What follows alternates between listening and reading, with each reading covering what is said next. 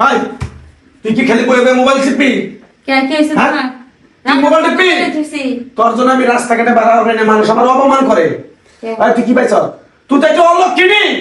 তোদের 10 বছর ধরে যে আমি বিয়ে করছি, এই পর্যন্ত তুই আমার একটা পয় পোলা মানে মুক্তি আমার আব্বা ডাকুন আবার পারলি না। তোরে নিয়ে আমি সংসার করুম না, তুই এখন বেড়ে যাবি। আচ্ছা ওনা এই দোষ কি শুধু আমার একা? বাচ্চা তো দেবো উপর আল্লাহ। ওই তো বাহানা একটা পাইছ ওপর আল্লাহ। ওপর আল্লাহ কি তোমার উপরে থেকে কি নিচে ফেলাই দিব ঠাস করে? হ্যাঁ তুই এখন আমার বাচ্চা বেড়ে আচ্ছা যাবি। দোষটা আমার, তোমারও তো দোষ আছে। কালকে চার দহনে বসি আমার মানুষ অপমান করে কথা কয়, ঘৃণা করে আমার দিকে ঠেট দেয় আমারে। এই যে অলক্ষী আইতাছে, আক্ষুর আইতাছে, বাঞ্জা আইতাছে, এই আমার আর সহ্য হয় না। তুই এখন আমার বাচ্চা বেড়ে যাবি। যা তোর দেশ সজাগের খাম নাবি। ধীরে ধীরে তুমি কিন্তু একটা অমানুষ হয়ে যাইতেছ। আমি অমানুষ হয়ে গেছি, আমি অমানুষ হয়ে গেছি।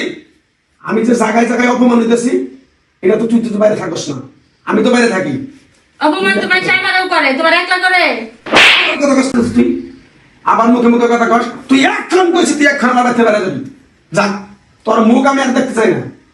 একটা কিছু করলে বাচ্চা কাচ্চার কথা কইলে উপর আল্লাহ দেবো। কত সুন্দর করে উপর আল্লাহ দেবো, উপর আল্লাহ দেবো, তোর মাধ্যমে তো দিব। তোর ভিতরে বাচ্চা কাচ্চা নাই, তোর এই এক খুঁড়া মুখ আমি আর দেখতে চাই না। দরকার আমি আরেকটা বিয়ে করে সংসার করে খাম। তুই বাইরে বাইরে তুই বেশি যা বাইরে বাইরে। আরে ভাই, আরে ভাবি, তোমরা এই বাসার মধ্যে কি লাগাইছো? আরে এত কেন করো কি জন্য? কি কম ভাই দুঃখের কথা, তোমরা তো জানোই 10 বছর ধরে বিয়ে করছি। এই পর্যন্ত আমার মনটা কি চায় না যে বাবা ডাক শোনা, ওর মনটা চায় না মা ডাক শোনা। আচ্ছা ভাই বুঝে একটা বাচ্চা কাচ্চার মুখে বন্ধ দেখাইতে পারলো না। আমি আপনি কি ব্যবসা করে খাম আচ্ছা ভাই আমার একটা কথা শুনেন, দোষ কি আমার একা? 10 বছর ধরে বিয়ে করছি, সংসার করতেছি, বাচ্চা হইতেছে, শুধু কি আমার একার দোষ? আমি তো অনেক ডাক্তার কবিরাজ বৈদ্য অনেক কিছু দেখাইলাম, কিন্তু বাচ্চা হইতেছে না। ও নিজে ডাক্তার দেখাইছে একবার, তুমি নিজে তুই আমার কথা কস। ভাবি ভাবি, বের হও। চুপ পারেন। বড় ভাই, আমার এক বন্ধুর এই অবস্থা হয়েছিল। তারা তো এখন স্বামী স্ত্রী দুজনে ডাক্তারের কাছে দিয়ে কত সুখী, তাদের বাচ্চা হয়েছে। কেন আপনারা দুজনে একটা ভালো গাইনি ডাক্তার দেখাতে পারেন না? দোষ শুধু ভাবেন নাকি? আপনারও তো থাকতে পারে। শুধু ভাবির যদি দোষ থাকে, আপনার যদি না থাকে, তা তো বাচ্চা হবে না। আপনারা দুইজন সুন্দরভাবে ডাক্তারের কাছে যে পরীক্ষা টরীক্ষা করে আসেন, দেখেন যে আল্লাহ দিলে আপনাদের বাচ্চা দেবে। অযথা জ্ঞান করেন না। এই কথাটা আরে কেন বুঝাইবো? মানে রাস্তাঘাটে যায় ওরে মানে শার্ট খুলে কয়, বাঞ্চা কয়, আমারও তো কয়, আমারও তো কষ্ট লাগে না? আমিও তো তোমার সাথে সংসার করতে আরে ভাই কি কম দুঃখের কথা, কালকে বেরুন দহনে বসে চা খাইতাছি, ভাই। আর দুই মুরব্বি কইতাছে কয় আটখুরার বাচ্চা আইছে। বুঝতে আটখুরার মুখ দেখলে পরে আমার বলে এই অগো সাত যাত্রা হয় না। ভাবি। এই কও, অপমান আচ্ছা মিলে শোনো, আমার অপমান একটা কথা শোনো।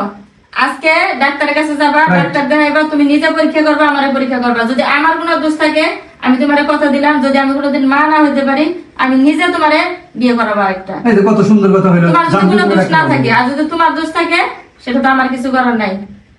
আচ্ছা ঠিক আছে, তুমি তো এতদিন এইভাবে আমার কও নাই। কই নাই, তুমি না বুঝে মানুষের কথা হলে আন্দাজে আমার লগে চিল্লা পাল্লা করলা। আচ্ছা ঠিক আছে, তুমি সুন্দর একটা কথা কইছো। এই কথাটা যদি তুমি আরো কয়েকদিন আগে কইতে, তাহলে তো তোমার সাথে আমার এই আগে তো যোগাযোগ আর সুযোগ হতো না। দিছো তুমি আমারে। সবসময় তো চিল্লা পাল্লা মানুষের কথা হয় না, কোন কুমন্ত্রণা কানে পড়ায় দেয়, আর আমার লগে হাঙ্গামা করো। তো সমস্যা যদি তোমার থাকে, আমি যদি সারা জীবন ওষুধ খাই, এটা কি সমস্যার সমাধান হইব? ভাই বললেন তো কথাটা, কখনোই না। হ্যাঁ? যেমন আমার যদি সমস্যা থাকে, ও যদি ওষুধ খায়, এটা কি সমাধান হইব? কারণ একটা বাচ্চা কিন্তু স্বামী স্ত্রী দুজনে মিলামিশাই হয়। অবশ্যই। একজনের দোষ থাকলে কিন্তু হইব না, আটকুরে কিন্তু আমার একলা বললে কাজ হইব না।